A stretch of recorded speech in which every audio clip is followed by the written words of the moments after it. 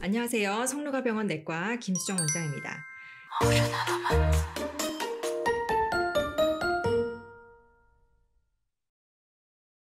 제가 당뇨, 고혈압, 고지혈증 등 만성질환 관리를 하다 보면은 나는 왜 먹는 것도 없는데 살이 찔까요? 라는 질문을 굉장히 자주 받게 되는데요.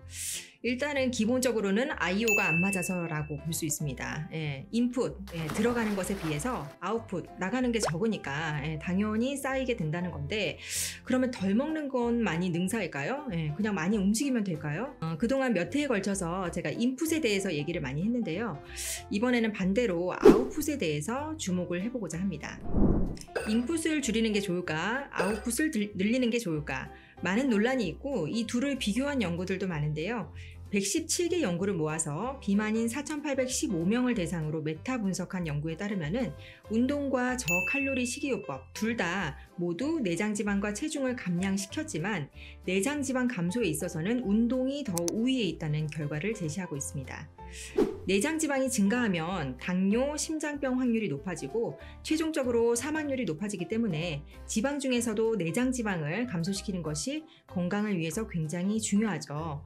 그래서 아웃풋을 늘리는 것이 중요하다라고 말씀드리고 싶은데요. 근데 아웃풋이라는 게 생각보다 단순하진 않습니다. 왜냐하면 같은 활동을 해도 에너지 소모를 더 많이 하는 사람이 있고 또 에너지 소모를 덜 하는 사람들이 있거든요. 그래서 그런 분들은 에너지를 축적하는 방향으로 대사가 변한 것인데요. 이런 경우들을 보통 기초대사량이 낮다라고 우리가 표현을 하죠. 그런데 이 기초대사량은 근육이 많을수록 높아집니다. 즉 근육이 없으면 기초대사량이 낮아서 소위 물만 먹는데도 살이 찐다 라는 말이 나오는 거죠. 그래서 기초대사량을 늘리기 위해서는 1번 근육을 많이 만들려고 하는 건데요. 가끔 보면은 이제 반복적인 다이어트를 해서 근육이 많이 소실이 되어서 요요의 악순환에 빠지는 경우를 많이 보게 됩니다. 이런 경우는 사실 굉장히 안타까운데요. 열심히 했다고 생각을 했는데 오히려 살이 더 잘 찌는 체질이 되어버린 거라서 안타까운데요. 이 악순환을 예방하고 빠져나오는 것이 중요합니다.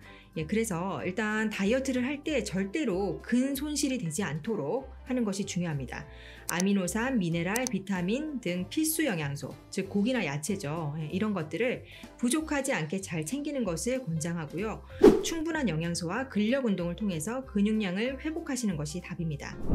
근감소증이라고 해서 특히 고령이나 당뇨 환자들에게서 더 흔하기는 하지만은 요즘에는 진료실에서 일반인들 체질량 분석을 해보면 지방과 근육의 비율이 깨진 경우, 즉 근육이 적은 경우가 대부분입니다.